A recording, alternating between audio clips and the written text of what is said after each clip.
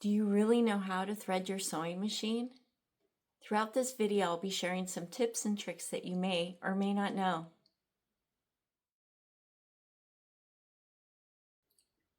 Today I'm going to be doing this demonstration on a Bernina B790. This is a modern machine and has some similarities to other machine manufacturers.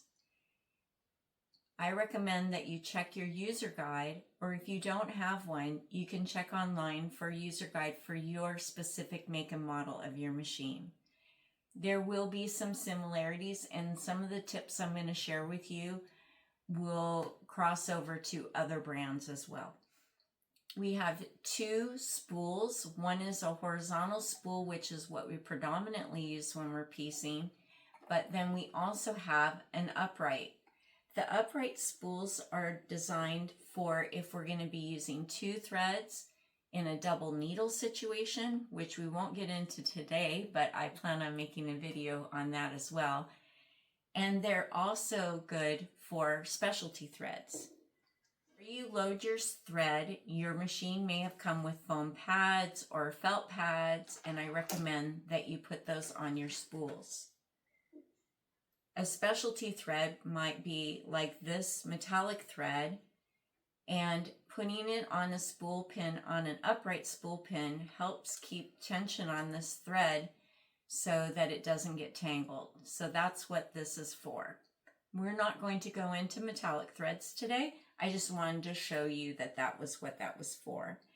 And we won't be loading any thread on that. Now, when you're threading your machine, there are different size spools of thread. You have these larger spools and smaller spools.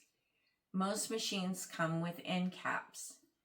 For this Bernina, they recommend that you place the flat side next to your thread, like so, on the vertical spool pin, like this.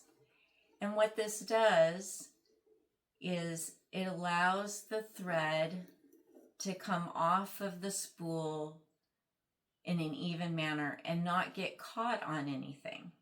Trust me, it happens. So this cap would be for a larger spool. And fortunately for us, Bernina provides us with a couple of different spool caps, and here's a smaller one for a smaller spool of thread. Now, the other thing that's really important, and this is one of the tips I want to share with you, is that your thread should be coming off in a clockwise manner. Another tip is to hold the thread between your two fingers. You want some tension on it, but you want to be able to slide the thread through your fingers, because we're going to come up through this first guide on the back of the machine. And then we're going to move to the front. You want to keep some tension on your thread when you're going through the tension disc so that it is lining up and laying in the tension disc correctly, so that we can get proper tension on the thread when we go to sew.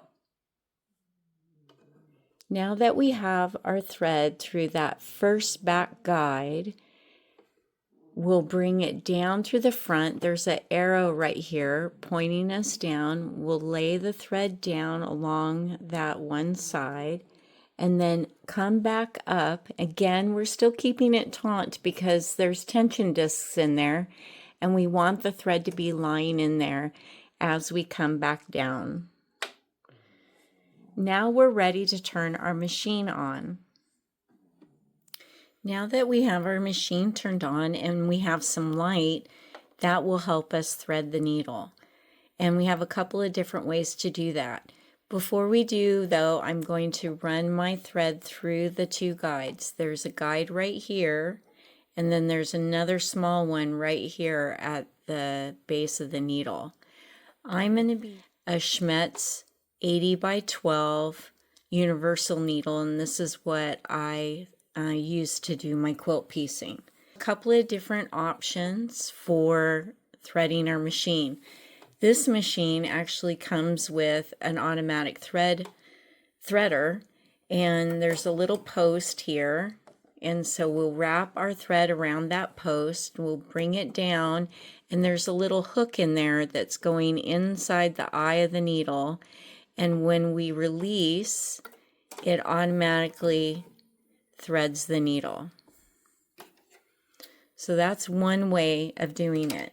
Now, I'm going to caution you about these automatic threaders. You want to make sure that you do not have a micro needle on your machine, loaded into your machine, and you want to make sure your thread isn't too thick. And I definitely wouldn't recommend that you use this for the metallic thread. The threads are too thick, and the little wire that's going through the hole can get bent. So they are delicate and are recommended for lighter weight thread. So a lot of times, I don't know if you're like me, I always thought you should lick the tip of your thread to compress the fibers. But if you are unable to get your thread through the needle, and that went pretty easily here, rather than lick the end of your thread, you just take a little bit of saliva and put it on your needle instead of the thread, and it goes right through. In the next video, I'll show you how to wind a bobbin.